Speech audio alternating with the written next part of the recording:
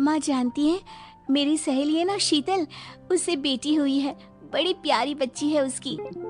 अरे ये तो बहुत अच्छी बात है।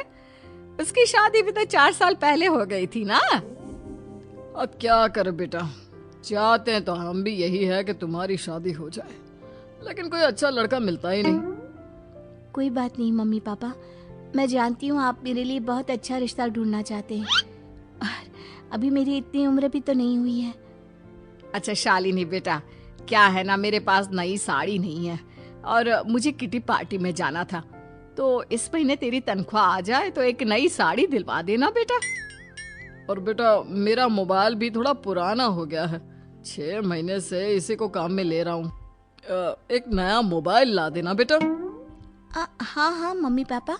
और माँ, आप तनख्वाह की चिंता क्यों करती हैं? साड़ी तो मैं आपको कल ही दिलवा दूंगी। और रही बात आपकी मोबाइल की, तो मैं आज शाम को ही ऑफिस से लौटते वक्त ले आऊंगी। अरे भगवान सबको तुम्हारे जैसी बेटी दे, कितना ध्यान रखती है अपने मम्मी पापा का। पापा, आज आप दुकान नहीं जा रहे हैं क्या? वो क्या है ना बेटा, मेरे सर में जरा दर्द हो रहा है, इसलिए आज दुकान जाने का मन नहीं है। पापा दवाई ले लीजिए, और अगर हो सके तो चले जाइए। इस तरह दुकान बंद रहेगी तो ग्राहक आना बंद कर देंगे ना। अरे बेटा तेरे पापा की अब उम्र हो चली है, और तू है ना हमारी कमाऊ बेटी, इतनी अच्छी नौकरी करती है, हमारा ख्याल रखती है, तेरे पापा को चिंता करने की क्या जरूरत भला है? ठीक है पापा, आप अपना ध्यान रखिए। मैं ऑफिस से लौटते वक्त आपका फोन ले आऊंगी। और माँ, आपकी साड़ी हम कल लेकर आएंगी। शालिनी के जाने के बाद क्या करे? शालिनी के लिए सच में कोई लड़का ढूंढकर उसकी शादी करवानी है क्या? अरे पागल हो गई हो क्या? वो शादी करके इस घर से चली गई तो हमारे खाने के लिए पैसे कहाँ से आएंगे? जानती हूँ वैसे भी आपको ना दुकान पर जाने में, काम करने में आलस आता है, अच्छे से पहचानती हूँ आपको। हाँ तो क्या हुआ, बेटी नौकरी करती है, जब बच्चे माँ बाप की कमाई पर मजाक कर सकते हैं, तो क्या माँ बाप बच्चों की कमाई पर थोड़े दिन चैन से जी नहीं सकते? अरे वो तो हम जी रहे हैं ना, देखा ना हमारी बेटी एक ही बार में हमें मोबाइल और साड़ी दिलाने के लिए कैसे फट से तैयार हो गई। एक दिन सरला की एक पड़ोसन अपने भतीजी का रिश्ता लेकर सरला के घर आती है। सरला बहन, ये मेरा भतीजा है प्रशांत। इसके लिए रिश्ता ढूंढ रही थी बहुत दिन से। अचानक से तुम्हारी बेटी का ख्याल आया। इतनी सुंदर और अच्छी नौकरी वाली लड़की है, मुझे तो बहुत पसंद है। अरे तुम्हारे पसंद करने से क्या होता है, मेरी बेटी को भी तो तुम्हारा भतीजा पसंद आना चाहिए ना। हाँ, ऐसे थोड़ी ना कि तुम्हें हमारी लड़की पसंद आ गई और हमने रिश्ता कर दिया। मेरा भतीजा बहुत बड़ी कंपनी में जॉब करता है। अंकल जी, मैंने आपकी बेटी को देखा है और वो मुझे बहुत पसंद है। हाँ तुम्हें तो पसंद है, लेकिन हमें भी तो उससे एक बार पूछना पड़ेगा ना। तो बुलाइए ना शालिनी को, उससे पूछ लेते हैं कहाँ है वो। ऑफिस गई है और उसको आने में अभी देर लगेगी। लेकिन तभी शालिनी ऑफिस से आ गई। ये लीजिए, शालिनी भी आ गई। अब आमने सामने ही बात कर लेते हैं। आओ शालिनी बेटा, इससे मिलो। मेरा भतीजा प्रशांत प्राइवेट कंपनी में अच्छी जॉब करता है। अब बेटा तुम्हें ये लड़का पसंद है क्या? देखो बेटा, सोच समझ कर हाँ करना, तुम्हारे ऊपर कोई जबरदस्ती नहीं है। मम्मी पापा, प्रशांत की जॉब और उसकी बातें सुनकर मुझे तो काफी अच्छा लगा। मैं उससे शादी करने के लिए तैयार हूँ।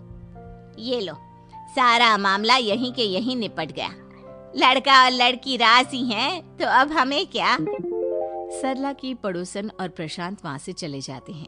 अगले दिन, क्या हुआ मम्मी पापा, आप इतने उदास क्यों लग रहे हैं? वो क्या है ना बेटा, तुमने शादी के लिए हाँ कर दी उस लड़के के साथ। तो क्या हुआ माँ, उस लड़के में कोई खोट है क्या? आपको वो पसंद नहीं?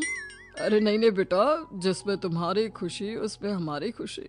हमें भी लड़का पसंद है। तो फिर क्या बात है, अगर कुछ भी है तो आप मुझे बता सकते हैं। तुम्हारी माँ ये सोच सोच कर परेशान है कि तुम्हारे बाद हमारा क्या होगा।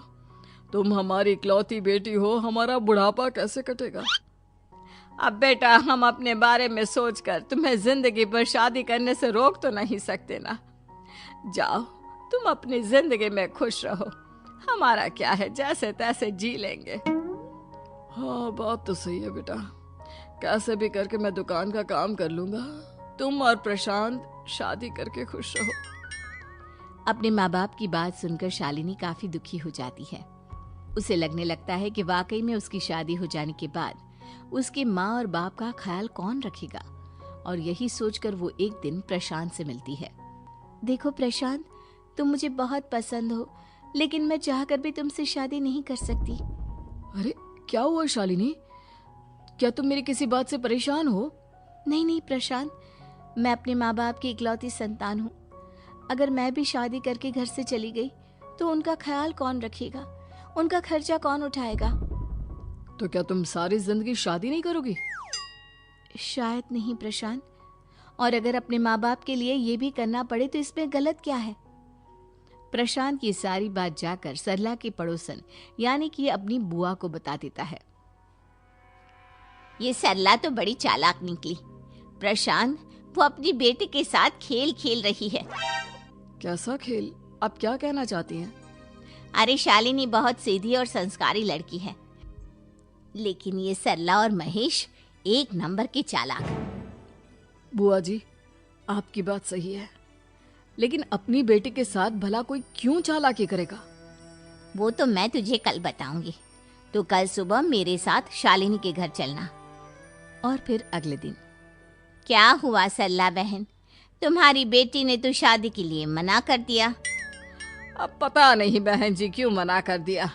हम तो चाहते थे कि बेटी की शादी धूमधाम से करें।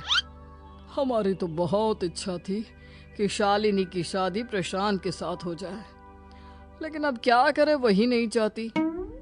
आंटी जी, शादी के बाद मुझे अपने माँ बाप की बहुत चिंता रहेगी। उनका ख्याल कौन रखेगा? और इसलिए मैं प्रशांत तो क्या, किसी से भी शादी नहीं करना चाहती। अंधी हो गई हो क्या माँ बाप के प्यार में? पहले जरा अपने माँ बाप से सच तो पूछ लो। कैसा सच? यही सच शालिनी कि ये तुम्हारे सगे माँ बाप नहीं है और तुम इनके लिए सिर्फ पैसे कमाने का एक जरिया हो। अरे अरे ये तुम क्या कह रही हो?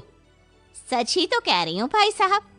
अब सीधे सीधे अपनी बेटी को अपनी सच्चाई बताओगे या फिर मैं कोई दूसरा तरीका निकालूं? हमें माफ कर दो शालिनी, वो क्या है ना, हमारी कोई औलाद नहीं थी और जब तुम छोटी थी तो हमने तुम्हें गोद ले लिया था। तो इस नाते तो मैं आपकी बेटी ही हुई ना। लेकिन तुम्हें गोद लेने का हमारा सिर्फ एक ही मकसद था कि बड़ी होकर तुम नौकरी करो और हमारे लिए पैसे कमाओ, क्योंकि तुम्हारे पापा को काम करने में बहुत आलस आता है। और ये सच है कि हम ही नहीं चाहते थे कि तुम्हारी कभी भी शादी हो। कोई बात नहीं मम्मी पापा, आपने मुझे गोद लिया, पाल पोस कर बड़ा किया। भले ही उसके पीछे आपका कोई भी इरादा सही, लेकिन मैं आपकी बेटी हूँ। शादी तो मैं प्रशांत के साथ कर लूंगी, लेकिन उसके बाद भी जिंदगी भर आप दोनों का ख्याल रखूंगी। शालिनी की बातें सुनकर सरला और महेश को अपनी गलती का एहसास होता है और वो उससे माफी मांगते हैं।